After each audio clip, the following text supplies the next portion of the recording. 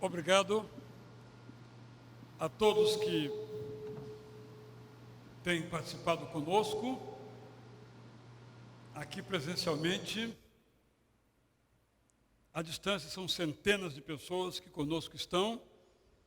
Saúdo os que estão vendo agora de suas casas, aqueles que estão vendo depois, em algum outro momento, ao longo da semana. Saúdo a cada pessoa aqui presente. Quero salientar que, para mim, essa jornada de leitura da Bíblia tem sido de uma riqueza extraordinária.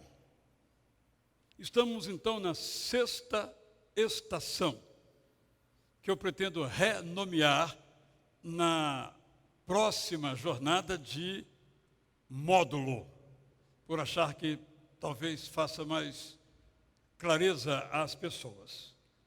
Este módulo nos introduz a um tema permanente da religião, o tema da magia. Magia ou religião? Como é que nós resolvemos as nossas questões? Jacó, quando desejou que o seu rebanho fosse mais fértil do que o rebanho de Labão, apelou para a magia.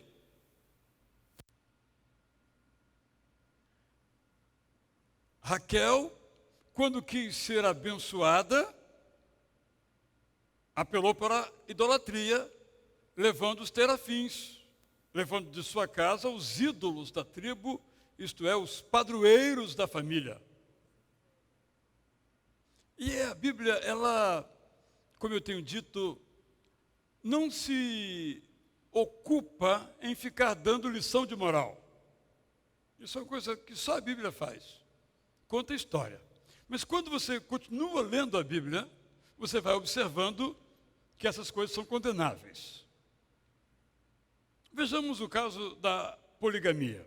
Eu volto ao tema da poligamia porque me foram feitas, depois das exposições anteriores, ainda perguntas a esse respeito.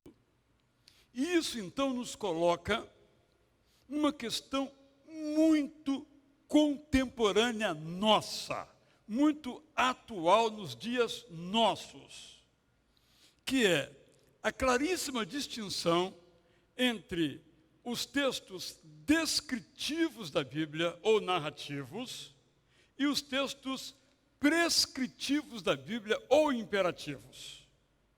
O fato, por exemplo, de Abraão mentir, de Isaac mentir, de Jacó mentir, não autoriza a mentira. Mas está lá a mentira. Eles mentem. Porque a Bíblia é um livro verdade, não é um livro de fantasia sobre o ser humano. De igual modo, a poligamia está presente na Bíblia. Especificamente nesse período, Abraão teve 3 mulheres, Agar, Sara e Quetura.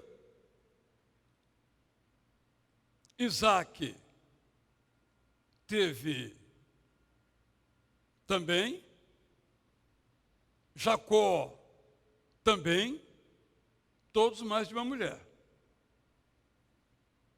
E os filhos dos filhos de igual modo. Mas isso, repito, é uma descrição, uma narração. Não quer dizer que o fato de a narrativa estar na Bíblia, que isso nos autoriza a imitar essas práticas erradas, mas, lendo a Bíblia toda, vê o grande dano que a poligamia trouxe para as famílias. Veja o caso de Ismael e de Isaque, inimigos, por causa da poligamia. Veja as disputas que acontecem no seio da família de Jacó, por serem os seus filhos, filhos de várias mulheres. No próprio texto, então, fica evidente que esse comportamento é reprovável. No caso ainda da magia, o fato de Jacó ter um filho que na concepção das pessoas foi o resultado de uma mandinga, para usar o termo brasileiro, que é quando Rúben leva para sua mãe mandrágoras. E depois de ela fazer um chá com as mandrágoras, a sua mãe engravida, mas o texto bíblico diz, Deus se lembrou. De novo, a magia está ali, mas não foi por esta razão que a fertilidade se deu, embora as pessoas crescem nisso. Como Raquel não foi protegida e conseguiram fugir do seu pai, porque ela estava com o padroeiro debaixo da sua roupa. Mas as pessoas criam nisto. Então, por isso que esse livro também, o livro dos princípios, também nos fala dos princípios lamentáveis e narra claramente isto. Nossa estação conta a história de Isaac e Jacó. A história de Isaac, que viveu no século XIX a 17 a.C., possivelmente nasceu em 1851 e morreu em 1671, começa, na verdade, não em Gênesis 26, mas começa em Gênesis 25:11, que é quando Abraão morre, e a partir daí a vida de Isaac se torna independente. Isaac se casou aos 40 anos, casou com uma mulher muito bonita, mas que não lhe podia dar filhos. É assim a vida. Nem tudo é perfeito, nem tudo é mar de rosas, não é? Só para ilustrar. E os gêmeos só nasceram 20 anos depois.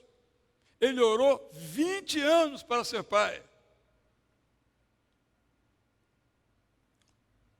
Nós nos defrontamos com um capítulo muito interessante nessa história, que é o capítulo que se refere ao direito de primogenitura. Para nós isso não faz o menor sentido. Para nós, por exemplo, ser o primogênito, ser o mais velho, é um pouquinho mais de responsabilidade. É mais uma graça do que ter qualquer significado. Talvez ser caçula tenha mais significado.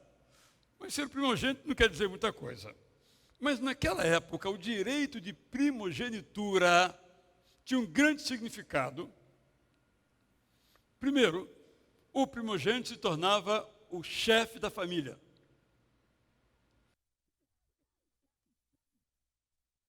Aquele que iria dar sequência naturalmente à família. Nos dias de hoje, diríamos, é aquele que ia manter o sobrenome da família.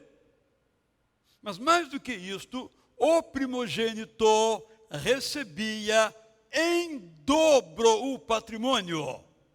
Vamos dizer, uma fazenda, 3 filhos.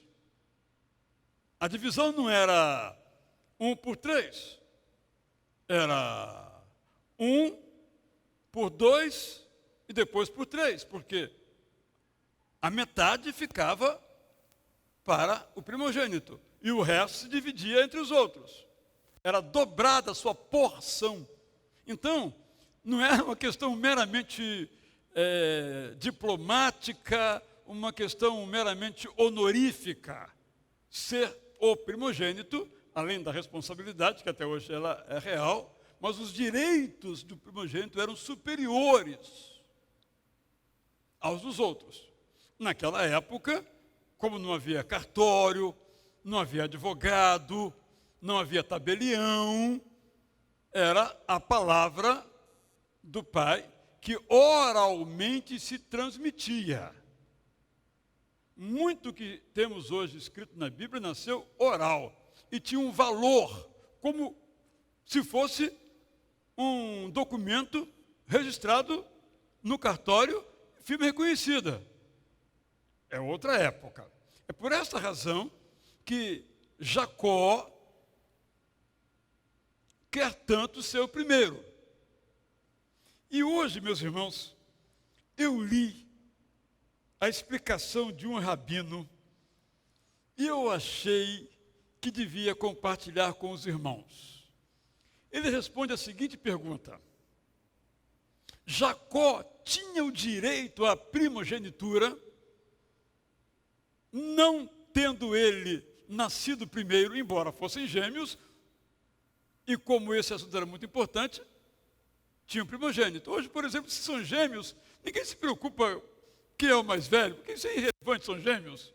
Mas como o direito da primogenitura era uma coisa importante, a ordem do nascimento era algo de grande valor. Então ele responde essa pergunta: tinha Jacó direito à primogenitura? Ele disse que sim. E ele dá 3 razões por que Jacó tinha que receber o direito e não Esaú. A primeira razão é que, diz ele, Rebeca, em hebraico é Rivka, ouviu a bênção, e a bênção em 25, 23 diz assim: 2 nações estão em teu ventre, e 2 pessoas dentro de você serão separadas. Um será mais forte do que o outro, e o mais velho servirá ao mais jovem. Esaú servirá a Jacó. Nesse sentido, então, o forte será fraco, ele submeterá ao mais fraco. A segunda razão que ela apresenta é que Esaú era o homem da violência, era o homem das armas, era o homem da caça, era o homem do sangue, era o homem impetuoso, era o homem do impulso, era o homem que não refletia. Ela entendia que se esse direito fosse passado a ele, que ele não conseguiria levar a cabo o seu ofício de primeiro, o seu ofício de primogênito. Terceira razão, nós lemos, é um versículo, parece que sem pé nem cabeça, que é quando o texto informa que as noras de Rebeca, isto é, as esposas de Saul, lhe trouxeram muita amargura.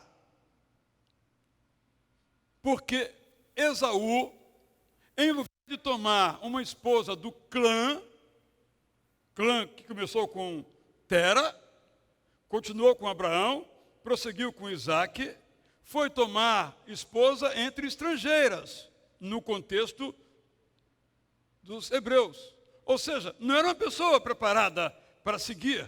Como é que agora o clã iria continuar se houve um casamento, ou vários casamentos interraciais? Ou seja, nesse contexto, iria se conspurcar aquilo que era que se esperava uma, vamos chamar, pureza na descendência familiar. Esses argumentos são muito interessantes. Não explicam completamente porque se trata aí de uma decisão que foi tomada por Isaac a partir de um estratagema, de uma estratégia mentirosa de Rebeca. Mas esse rabino explica que Rebeca agiu assim por essas razões. Nunca saberemos. Ou se simplesmente ela gostava mais do Jacozinho e encheu a bola do Jacozinho. E o Isaac gostava mais do Esaúzinho e quis abençoar o Esaúzinho. Então, na briga ali, ela foi mais esperta, porque também o Isaac já estava meio idoso, já não tinha um discernimento muito grande, e ela assumiu a frente das coisas como uma matriarca. Mas não deixa de ser uma coisa muito interessante. De fato, vamos imaginar Esaú, o primogênito. Aí, Abraão teve Isaac, Isaac teve Esaú, e Esaú teve mulheres cananeias, mulheres edomitas. Cadê o Abraão? sumiu na história. Podemos assim imaginar. De novo, é uma explicação que não justifica, do ponto de vista ético, as atitudes tanto de um quanto de outro. Porque, na verdade, nós sabemos que nenhum pai pode preferir um em detrimento de outro. Porque todos devem ser igualmente amados, mas essa é uma compreensão nossa, moderna. Nem sempre real. Pelo menos no discurso é. Não é? Quem aqui tem mais de um filho, certamente diz, eu gosto igual de todos os meus filhos. Agora, na prática, só essa pessoa quem sabe. Ninguém mais pode saber. Então, esse é um aspecto bastante interessante. E quero repetir, então, a natureza da narrativa bíblica, que é uma narrativa descritiva e não prescritiva. Isso é muito importante porque há pessoas, por exemplo, que justificam a pena de morte no Brasil com base em textos bíblicos, não entendendo que nós não somos judeus, e nem somos hebreus, e nem somos da antiguidade, e nem nos regemos pelo Antigo Testamento, mas pelo Novo, que aplica e explica o Antigo. Mas você pega lá um versículo, olho por olho, dente por dente. Quando você olha, é uma citação. Esse olho por olho, dente por dente, não é propriamente hebreu. É uma citação de outros países em que o direito isso prescrevia. O que nós tiramos disso é um princípio. O princípio é, aquele que cometeu um erro deve ser punido, porque a impunidade aumenta o erro. O princípio, não o ensino, não o que eles faziam, porque o que eles faziam, nós teríamos que ser rigorosos e fazer tudo o que eles faziam. Usavam roupas que nós não usamos, não tinham o recurso que nós temos. Nosso cuidado é a gente, a bel prazer, para atender a nossa teologia, selecionar versículos, situações, para justificar aquilo que nós cremos. Quando, na verdade, é a Bíblia que tem que dizer o que nós cremos, e não nós dizemos o que ela diz, por ser assim que nós cremos.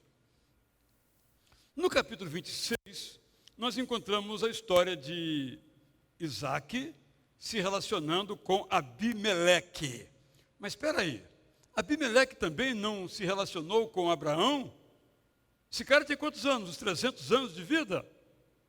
Como eu já apresentei anteriormente, Abimeleque é um título, como se fosse rei, como se fosse faraó. É uma palavra que indica um título. Não era a mesma pessoa, mas era a mesma pessoa chamada de o presidente. Não tem o nome do presidente, não tem o nome do rei, não tem o nome do faraó. O autor não diz, mas é o Abimeleque, não Abimeleque. Para ficar bastante claro, essa história de Isaac se desenvolve ali na região central de Israel de hoje. Então, à esquerda, olhando o mapa, fica Gaza, e perto de Gaza está Gerar. Mas do outro lado é que está Berseba, onde Isaac desenvolve as suas atividades. De novo, Isaac segue aquilo que aprendeu com o seu pai. Você tem um problema, e se você mentir resolve, minta. Então, assim como Abraão disse que Sara não era sua esposa, ele também disse que Rebeca não era sua esposa.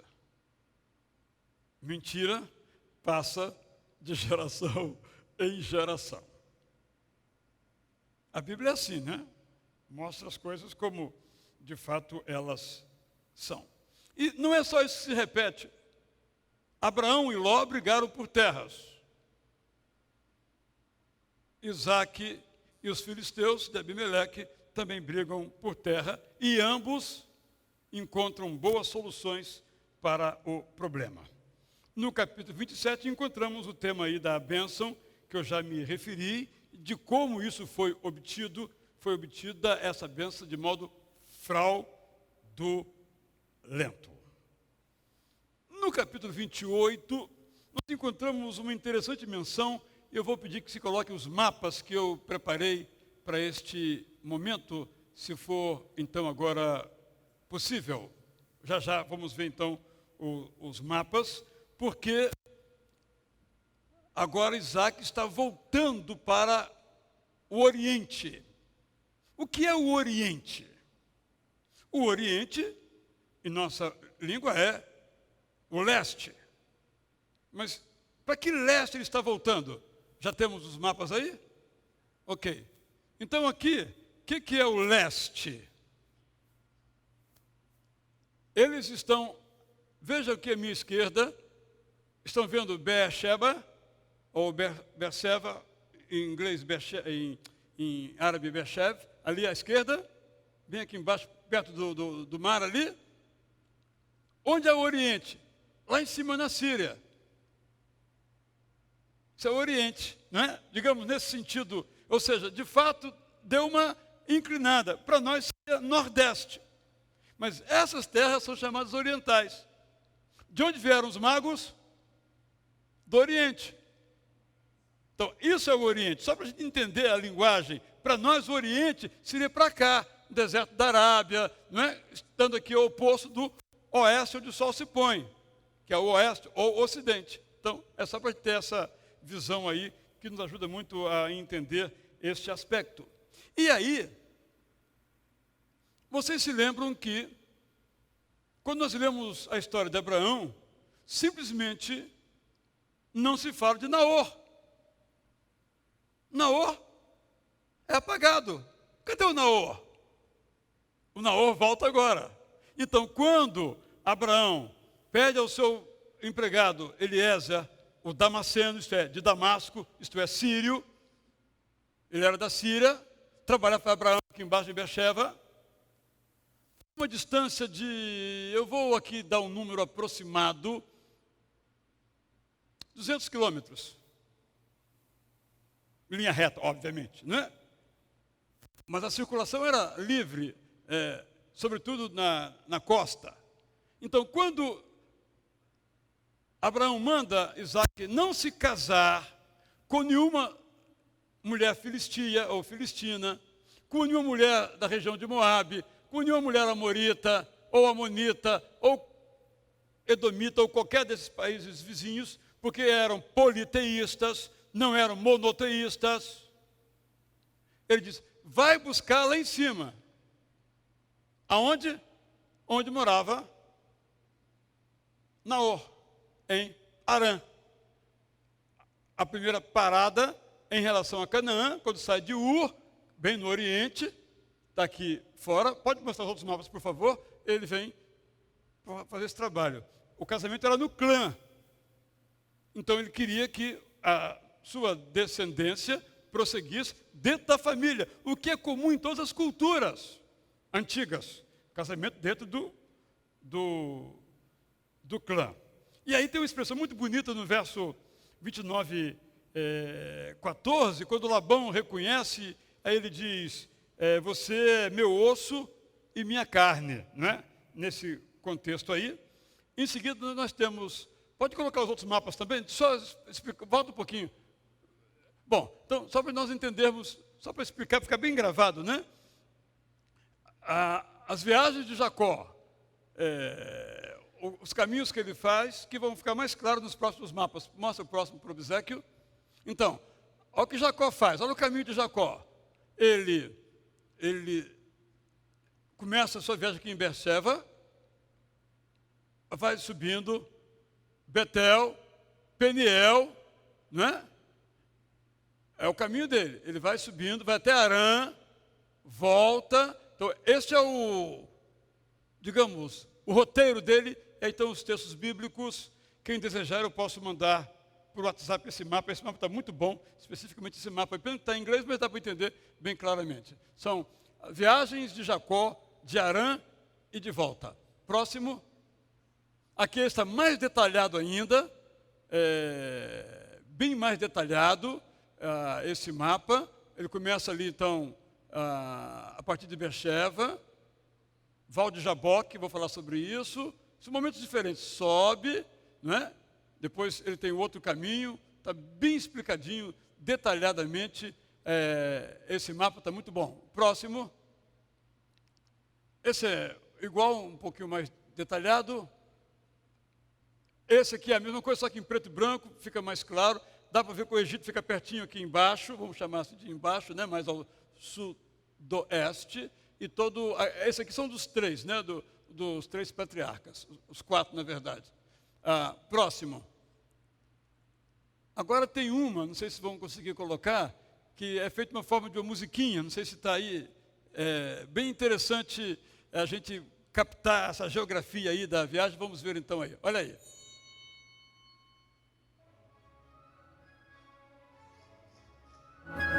Está acabando embaixo ali, Beersheba.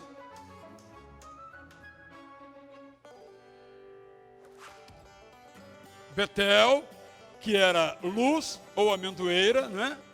É a experiência dramática dele, vamos chamar de conversão, ou a primeira conversão dele. A escada, está bem bonitinho isso daí.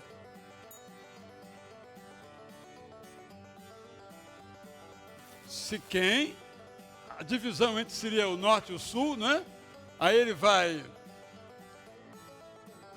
lá para Dan, Damasco, lembra que ele vai até depois do Eufrates, né? Uma viagem que ele faz, depois do retorno dele. Aí casa, bem bonito, né?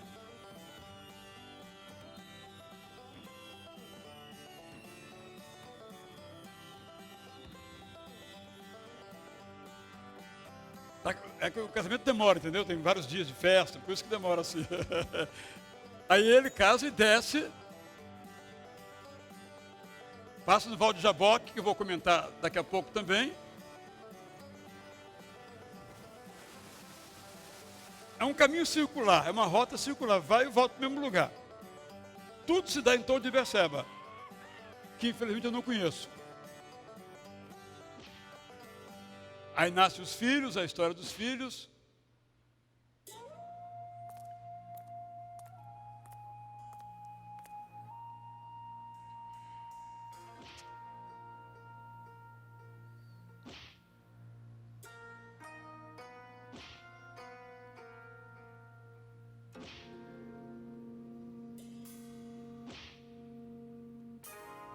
Ele teve quantos filhos? Tem que esperar chegar no 12º.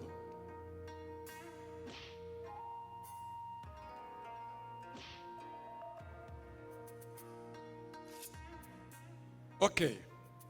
Bem. Ok. Eu acho que prossegue, então deixa eu prosseguir.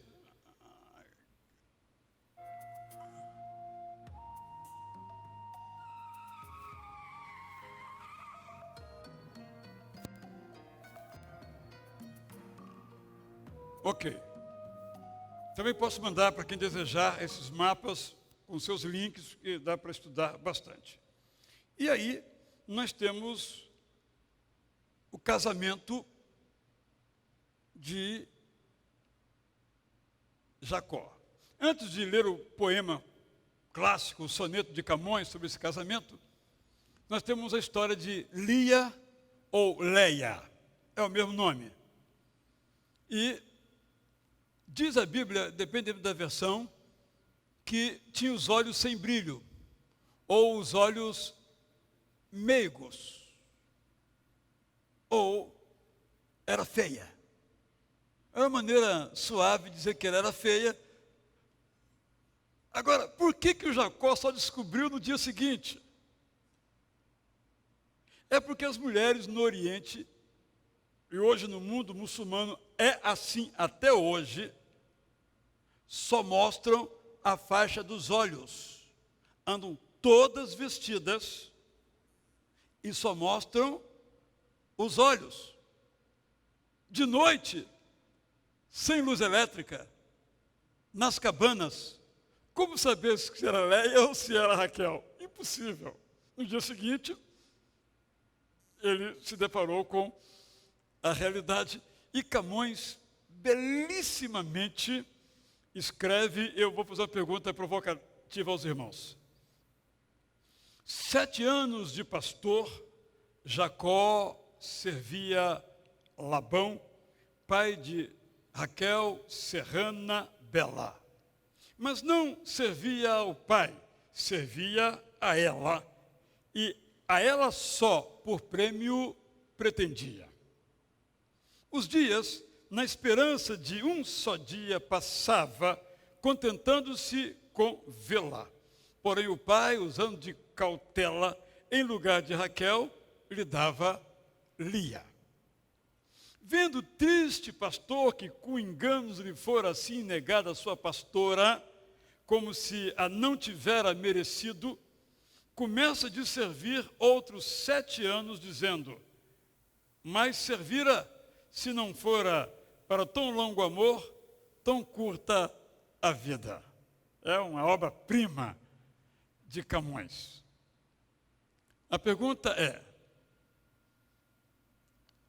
quantos anos demorou entre o casamento de Jacó com Lia e o casamento de Jacó com Raquel? Normalmente as pessoas pensam que foram 14 anos.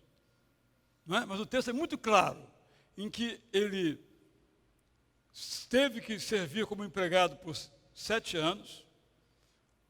Terminada a festa do casamento com uma, começou o casamento com a outra, na promessa de que trabalharia mais 7 anos como funcionário de Labão, sem receber claramente um salário.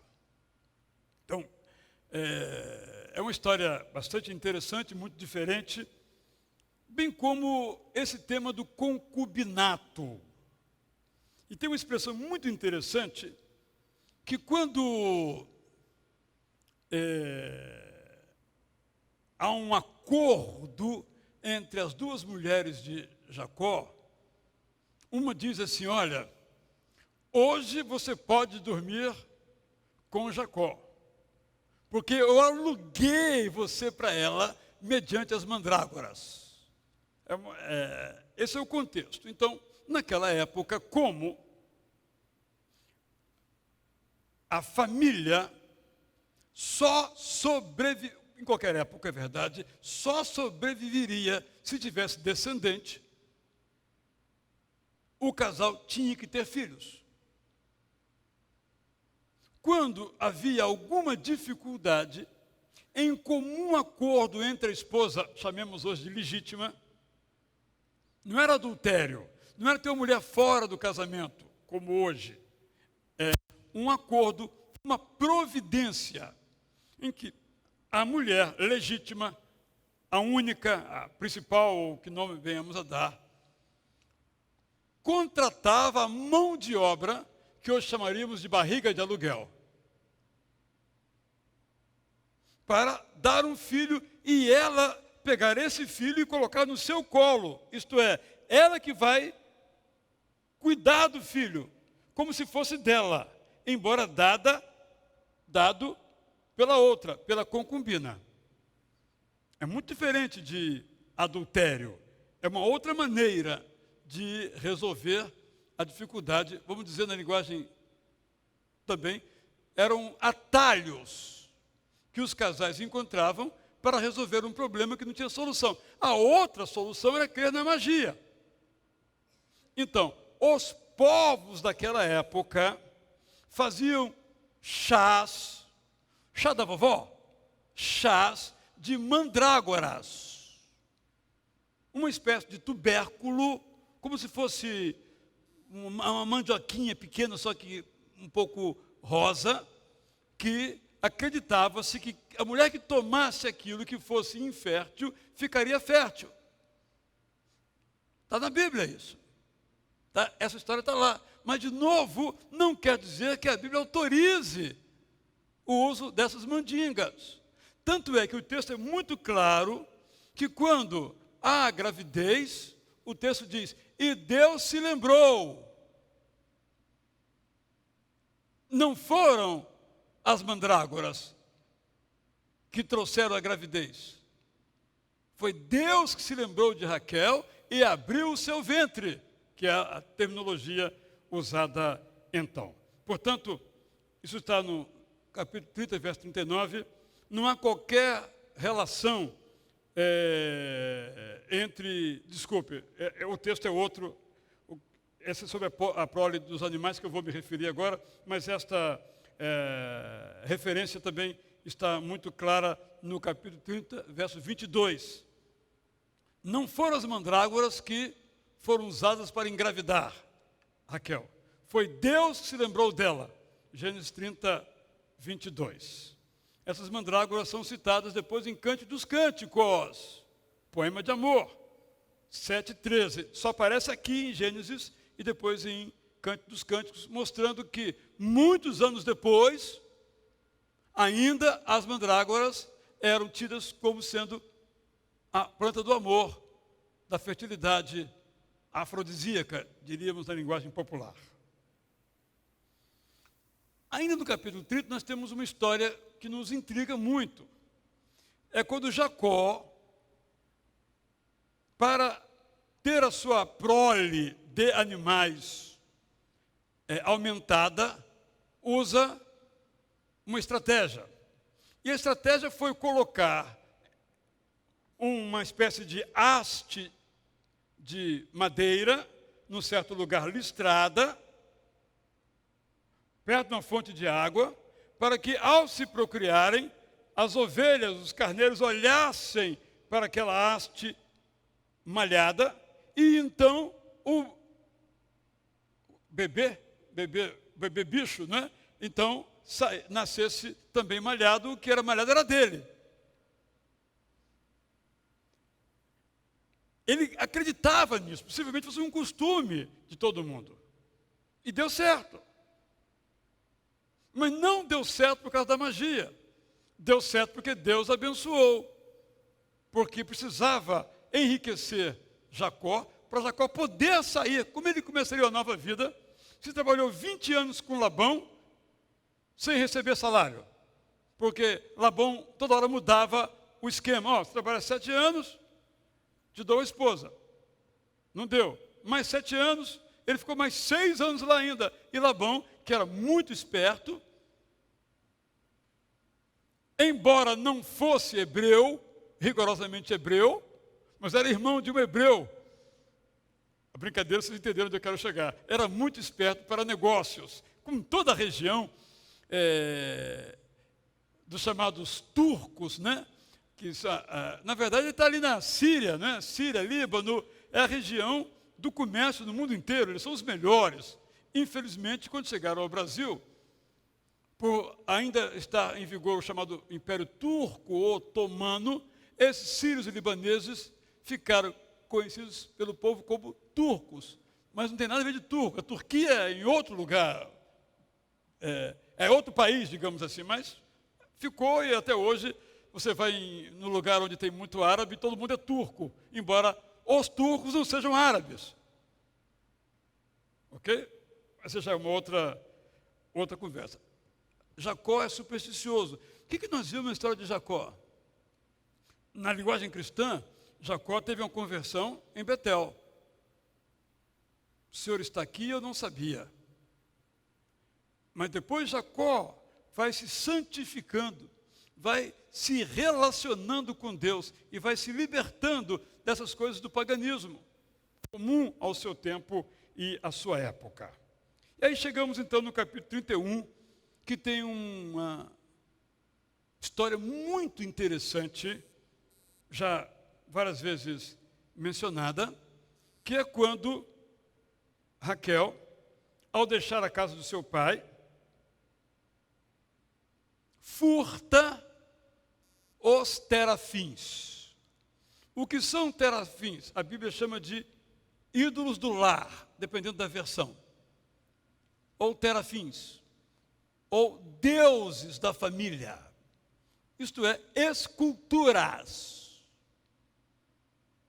Por isso que os 10 mandamentos, logo nos primeiros, condenam o uso, a posse de esculturas, de imagens de escultura. Vamos lembrar que Raquel vive num contexto de Labão, que descendia de Naor, e talvez Naor não fosse monoteísta, fosse politeísta. É Abraão que começa uma nova história, monoteísta. Então, Raquel é filha de um politeísta. Essa família, apesar da convivência com Jacó, que era monoteísta, tinha em casa o seu padroeiro, na linguagem de hoje. É assustador, penso eu, que a figura do padroeiro ainda exista. Praticamente, todas as cidades do mundo chamado cristão tem a sua padroeira ou o seu padroeiro. Eu fiquei muito chocado, confesso, quando na Palestina, que tem uma parte cristã ortodoxa, não cristã protestante, evangélica, mas ortodoxa, uma parte muçulmana, que as casas têm no seu pórtico uma escultura ou um quadro de São Jorge. Todas têm um São Jorge. Olha que interessante. E no Brasil há muitas casas ou mesmo igrejas dedicadas a São Jorge. Porque a gente olha lá nessa história quase 4.000 anos e observamos que nós somos os mesmos. Fazemos as mesmas coisas. Nós acreditamos que se nós carregarmos uma Bíblia debaixo do braço, vamos ser protegidos de algum mal. Nós acreditamos que se carregarmos uma fita do Senhor do Bonfim, nós seremos livres de qualquer ataque. As crendices populares estão em todos os meios, inclusive nos meios evangélicos. Então nós temos sempre que nos depurar dos nossos terafins. E a história é muito interessante, né? Chega a ser uma história de humor, porque Raquel, não sabemos se ela escondeu em algum lugar e mentiu para o seu pai, porque a mentira era um padrão, ou se de fato ela colocou debaixo da saia. Saia é uma expressão moderna, né, do vestidão. Não é? Papai, eu estou menstruada e eu coloquei debaixo da minha roupa, o senhor não vai chegar perto, né? Até porque o sangue, e mais tarde a lei estabelece isso, era algo que contaminava quando alguém tocasse. E, de certo modo, até hoje é assim. De certo modo, o sangue menstrual é um sangue que ninguém quer tocar, digamos assim. Então, só para mostrar esse aspecto, e aí ficou por isso mesmo. Nem Jacó sabia. Ou seja, ele achava que estava casado com uma monoteísta, mas estava casado com uma politeísta, ou com alguém que no domingo está na igreja cristã X e na quarta-feira está em outro lugar. Faz uma fezinha, um pelar, outro pecar. Isso aí é antigo, não é?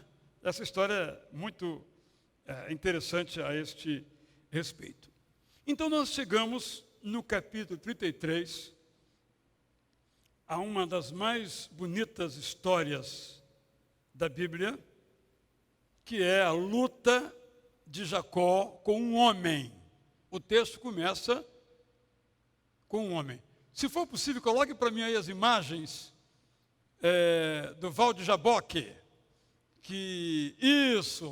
essa equipe é muito boa. Olha aí.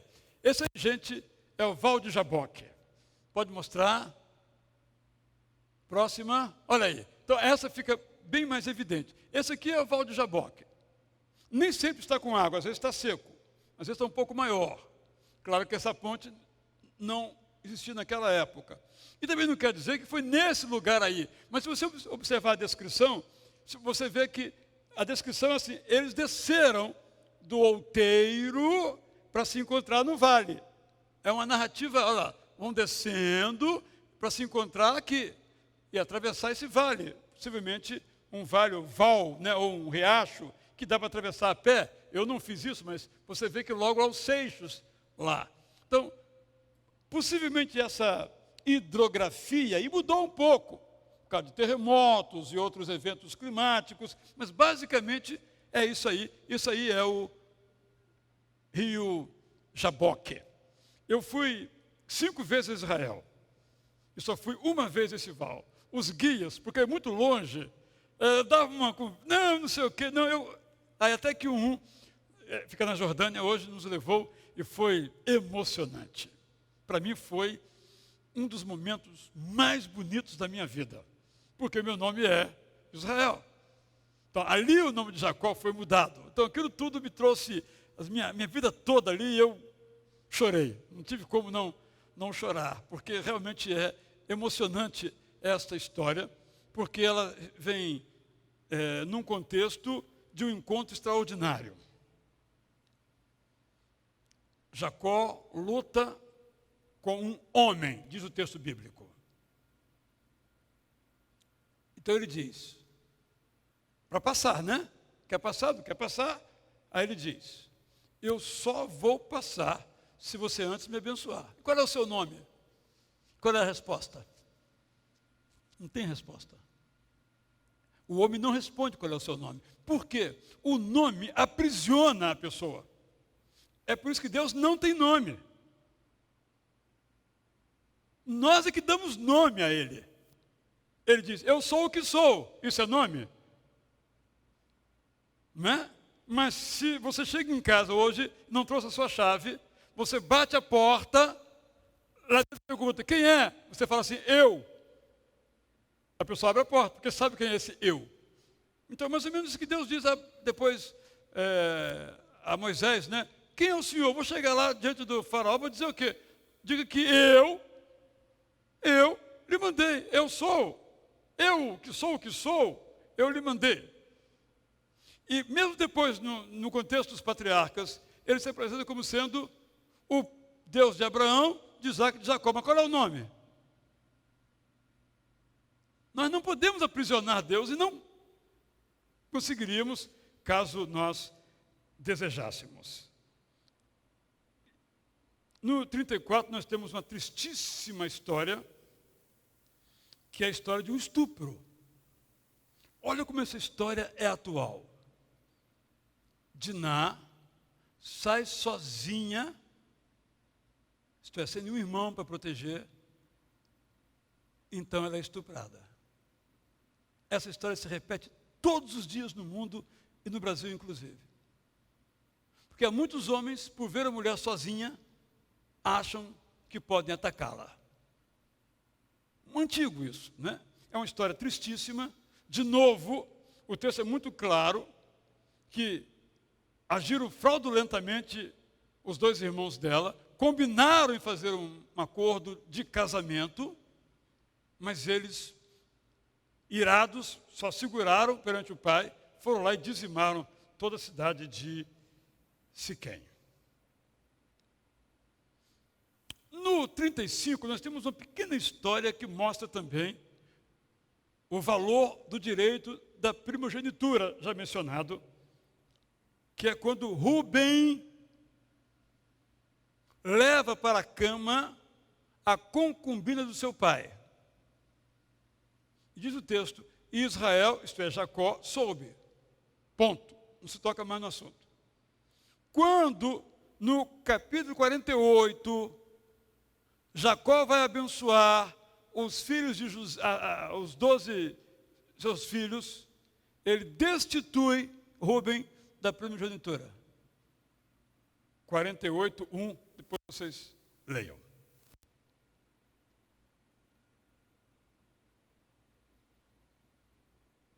Ao longo dessa história, nós vemos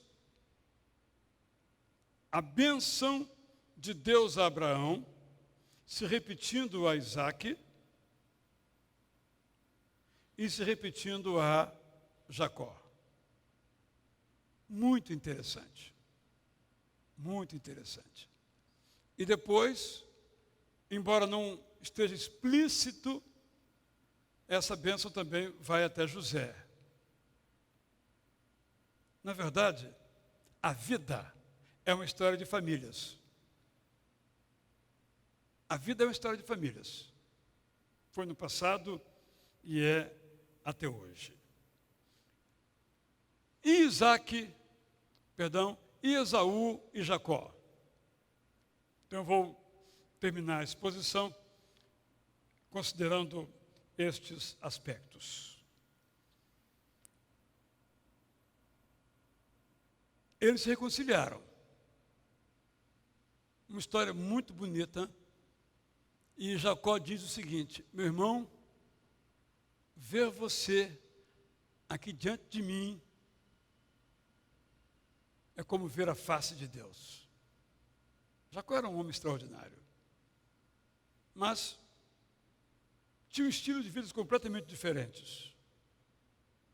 Um era agropastor, cuidava de animais e de plantas e cereais, e outro era caçador.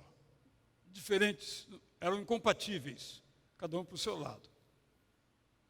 O autor aos Hebreus disse que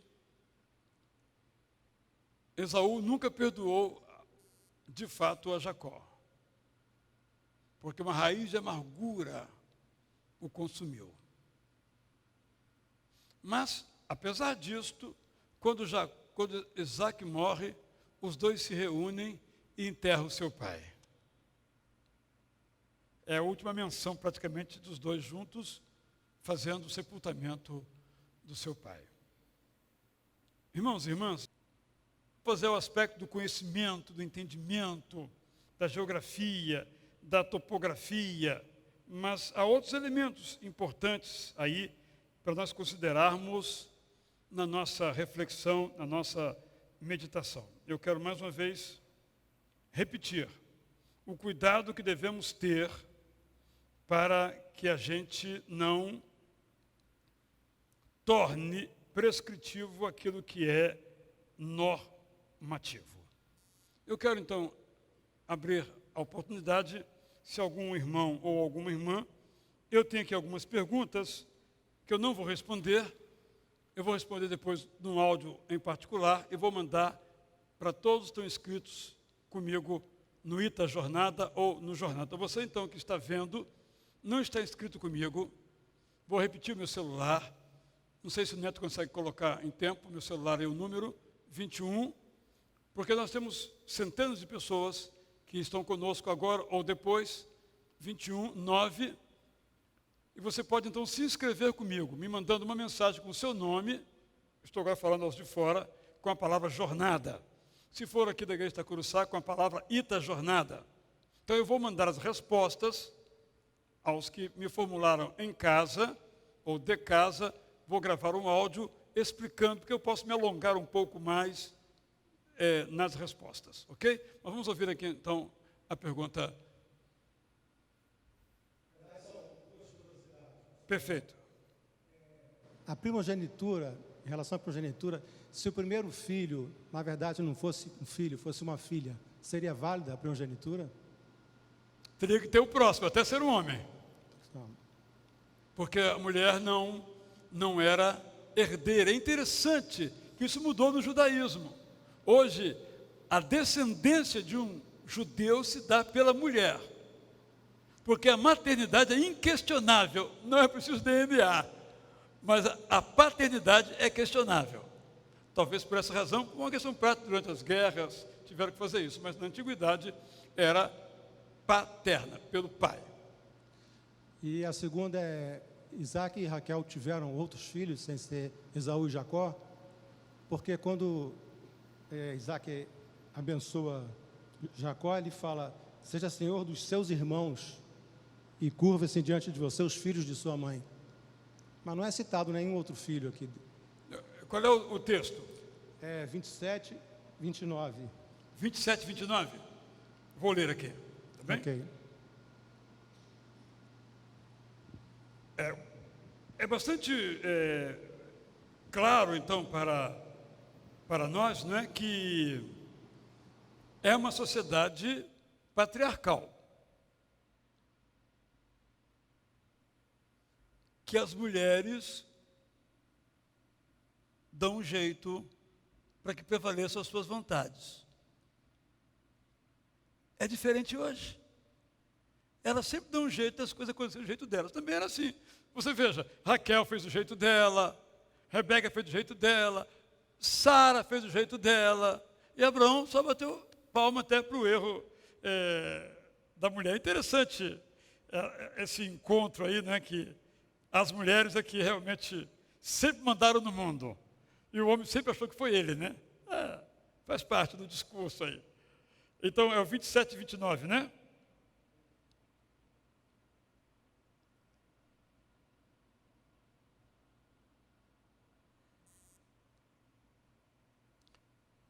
Na bênção, né? É na bênção, que está no 27, né? Sirvam-te, a bênção de Jacó, o seu filho, povos e nações te reverenciem, ser Senhor de teus irmãos e os filhos de tua mãe se encurvem a ti. Maldito seja o que te amaldiçoar, abençoado o que te abençoar. Nesse caso aqui, eu acho que é um termo genérico, não de filho na segunda descendência. Porque para o povo de Israel, filho era todo descendente. Quarta, quinta geração, tudo era filho. Tanto é que, quando Jesus cura o cego de nascença, ele fala, Jesus, filho de Davi. 1000 anos antes. É uma expressão geral. Acho que aqui não autoriza a pensar nessa direção, não. Mais alguém?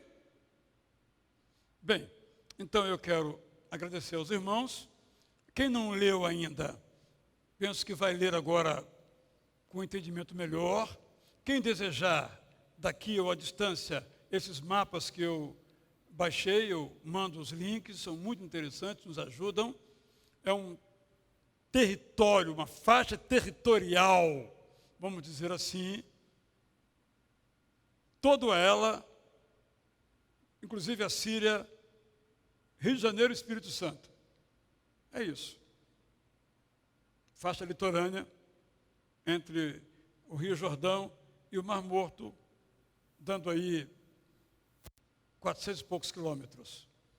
E, vamos chamar de leste a oeste, 200 e poucos quilômetros, dependendo do lugar. Uma faixa territorial bastante pequena.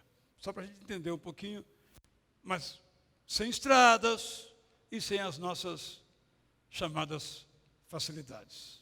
Vamos orar então. Pai nosso, como no princípio aqui oramos, nós agradecemos pela tua maravilhosa e rica palavra e nos colocamos diante do Senhor para sermos moldados por ti através desta tua palavra. Dá-nos sempre um amor profundo, uma paixão aguda por conhecer mais e mais dessa palavra, porque conhecendo-a, nós te conhecemos. Conhecendo-te, nós nos conhecemos. Portanto, nos ajuda, nos instrua. Te rogamos assim, em nome de Jesus. Se Deus quiser, até a próxima semana.